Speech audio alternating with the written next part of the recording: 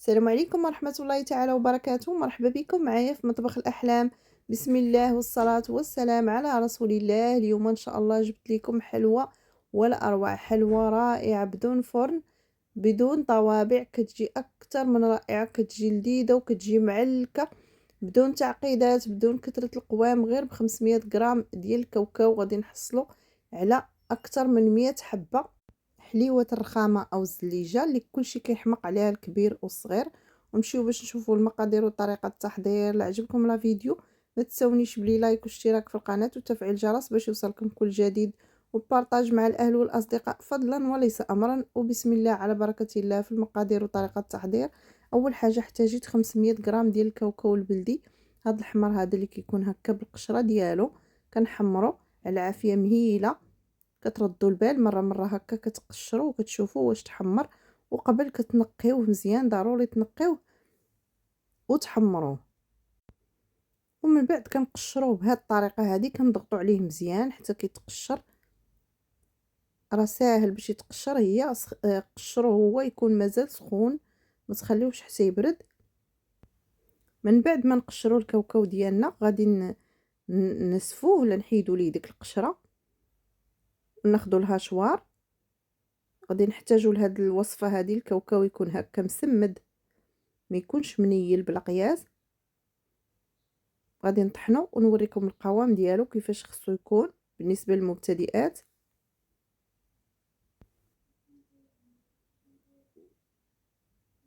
هانتوما من بعد ما طحنت الكاوكاو كيبقى هكذا مسمد. غادي نضيف واحد رشيشه د الملحه لتعديل الذوق. غادي نسخن 2 كيسان ديال العسل بقياس كاس العنبه، وغادي نبدا نضيف العسل بشويه وانا كنجمع. هكذا ضفت قياس واحد الكاس. العسل خصو يكون سخون باش هكذا فاش يتبرد كتجينا مجموعه تبقى قابطه راسها، ومنها كتعرفوا القياس اللي غادي تدخلوا في هذا الكاوكاو هذا. غادي نعجنوها مزيان، غندير يدي ونعجنها مزيان. العسل يكون من نوعيه جيده، كنبقاو نضيفو غير بشويه وحنا كنجمعو حتى كتجمع لينا في يدينا هكذا، كتولي معلكه وكتجمع. كتضغطوا عليها كتجمع، وفاش كتضغطوا مره اخرى كتحل. وهنا غناخذ ورق الفرن ولا بلاستيكات اللي كتخدموا بهم هكا في المطبخ، وكناخذ واحد اخر كنحطوه هكا على الوجه. وغادي نجيب الدلاك ونبدا نسرحها، نعطيها شكل مربع او مستطيل.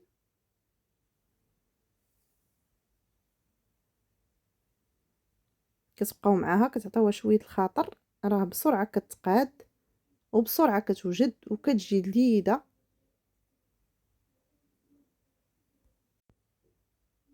كنجيبو الدلاك وكنضربوه هكا في الجوانب ولا سباتيول ولا هكا شي مسطره ولا غير موس، كتبقاو تقادو. كنبقاو معاها هكا نقادوها من الجوانب باش كتعطينا شكل مقاد. هنا مازال شويه خصني نقادها.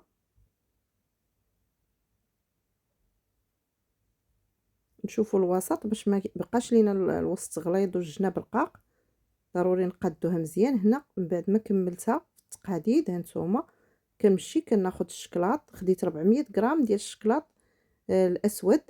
بغيتو ديروا الابيض والاسود ديروه ماشي مشكل. نتوما مازال ندقق لها في الجوانب هكا باش كتجي قابطه راسها مزيان. وفاش نبداو نقطعوها ما تهرش لينا. هذا هو السر، خاصكم يعني تكون قابطه راسها مزيان، ما تكونش هكذا كتفرتت. فاش تبغيو تقطعوها ديروا لها الشكلاط وتبغيو تقطعوها تضيع عليكم. تاكدوا بانها مقاده وشاده راسها مزيان. صافي هنا غادي نمشي باش نحضر الشكلاط. غنخدم الشكلاط كالا، خدموا بالشكلاط اللي بغيتو. هنا هي 400 غرام ديال الشكلاط اللي ذوبتها دفعه واحده، ما كنضيف ليها لا زيت لا حتى شي حاجه. كنديروا واحد الكميه ونتكيسو، يعني ما نديروش كميه كثيره وما نديروهاش رقيقه بلا قياس، يعني دائما الحاجه تكون ما بين وبين. غادي نسرحها هكا غير بشويه ونقادها مزيان. وهنا من بعد ما تغطات كامله بالشكلاط بهذا الشكل هذا، صافي كنحاول هنا نقاد الجوانب والقنيتات باش هكذا ما يخرجش ليا فيها الكسور بزاف.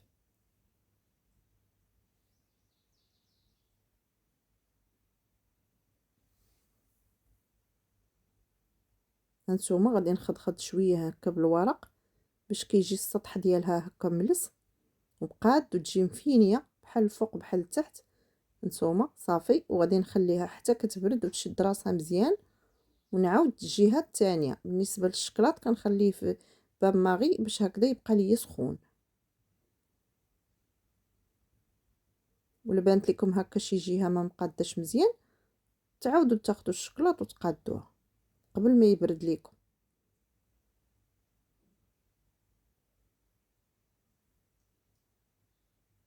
هنا من بعد ما بردات هانتوما جيت قستها، لقيتها بردات، لقيت الشكلاط برد وشد مزيان.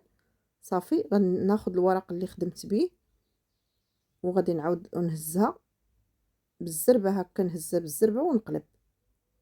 هانتوما ساهله، ما تخافوا حتى شي حاجه، راه ساهله ما تكسر لكم ما حتى شي حاجه، غير تبعوا الطريقه وكتجي لذيذه وتجي رائعه وتبقى معكم مده طويله.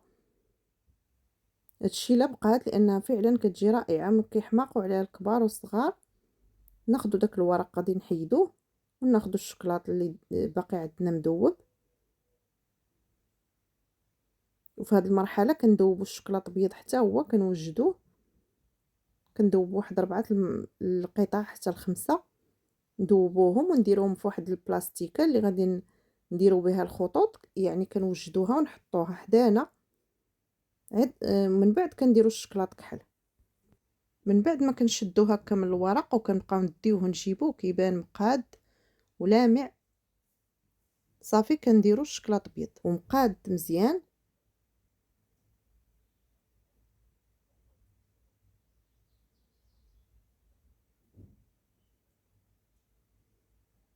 هانتوما محدو مازال سخون،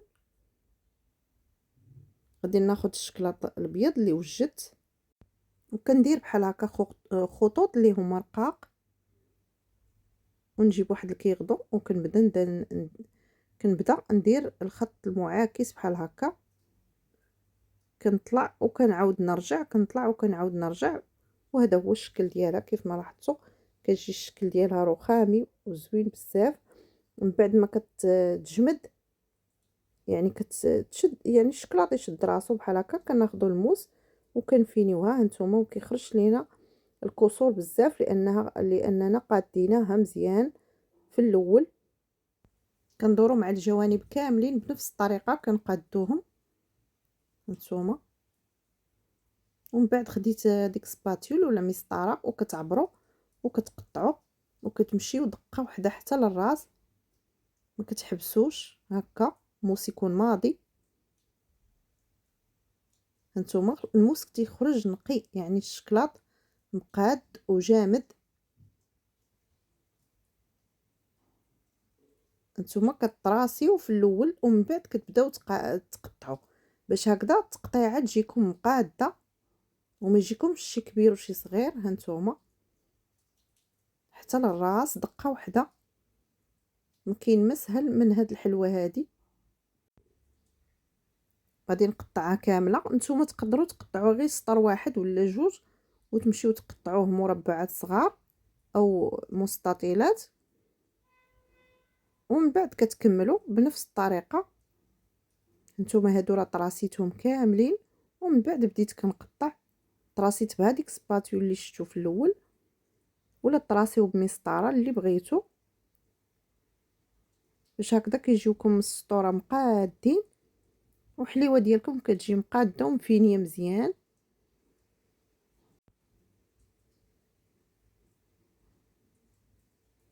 هانتوما السطر كيفاش كيبان. غادي نحيدو داك الرويس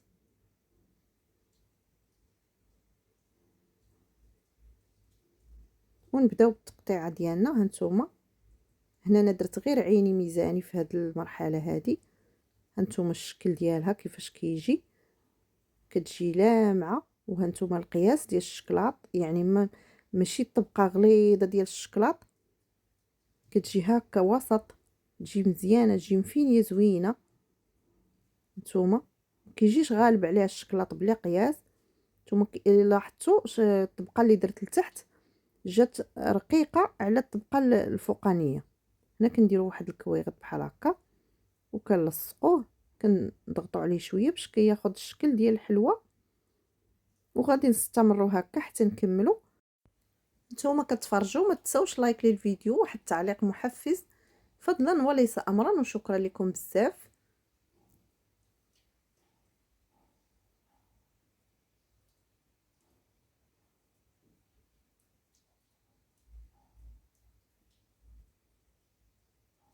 في التقطاع كنهبطوا هبطه وحده. هانتوما